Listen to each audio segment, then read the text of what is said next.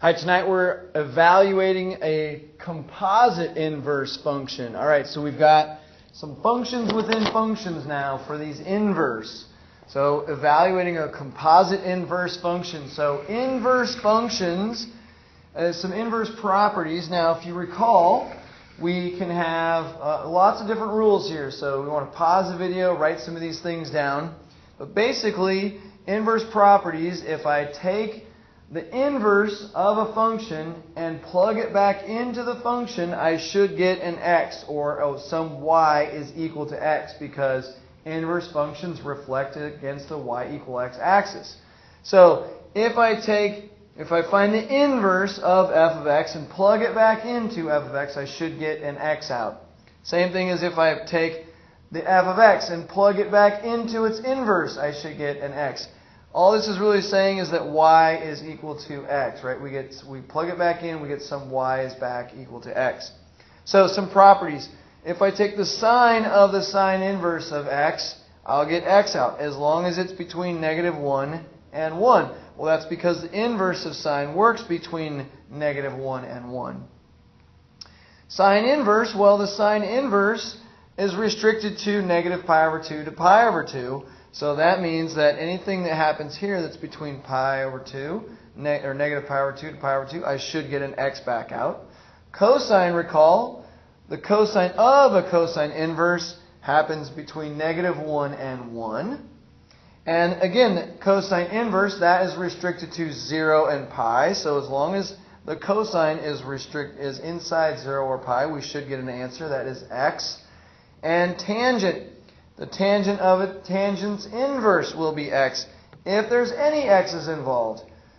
Then the inverse tan, though, inverse tan has an operation of -pi to pi. So we want to look for those characteristics. Okay, let's look at an example. Sine inverse of x. Remember, what we have to ask ourselves is, whose angle has this information? Well, this information says sine of pi/4. Is it pi/4? Did we get that back out? Well, what I like to do is evaluate the middle piece. So what's the sine of pi/4? That's √2/2. Is √2/2 going to be within the realm of sine? It goes from positive pi/2 to negative pi/2, if you recall.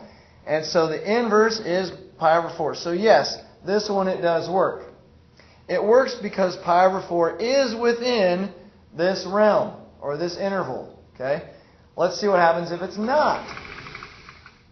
So, the sine inverse of the sine of 5pi/4.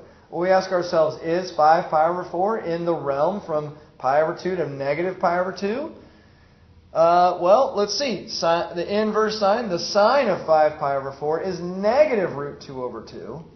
And so, if I take the sine inverse of -√2/2, that's going to end up giving me something in the fourth quadrant, or -pi/4. So no, we did not get the same value back out as we did in the previous example. Here, pi/4 matched pi/4, but that's because the inverse wanted it between -pi/2 and pi/2. Well, 5pi/4 is outside that inverse, or outside the inverse restrictions from -pi/2 to pi/2, so that did not work. All right, let's take a look at a couple others. Next example. What if I have the cosine inverse of the cosine of 2pi/3? Well, is 2pi/3 within the inverse of cosine? It absolutely is, because it's from 0 to pi. So we want to check it. The cosine of 2pi/3 is -1/2. What's the inverse? What angle has the cosine of -1/2? So 2pi/3. All right, so then we have tangent inverse, sine of pi/6. Well, is pi/6 within the inverse tangent function? It is, so let's see. But what is the sine of pi/6? Because tangent and sine don't match. Here they've matched, so we get the same angle out. But what if they don't match? Well, then I need to evaluate sine of pi/6. I get 1/2. And then I take the tangent inverse of that, and I use my calculator, and I get 26.56. All right, one last one. Take the cosine inverse. Whose angle has the cosine value of the sine of 3pi/4? Well, I first evaluate 3pi/4, and I get square root of 2 over 2. So the cosine inverse of root 2 over 2 is pi over 4. And they're just as simple as that. All right?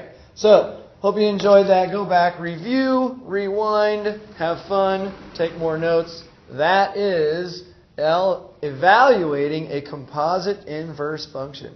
Enjoy. Have a great night.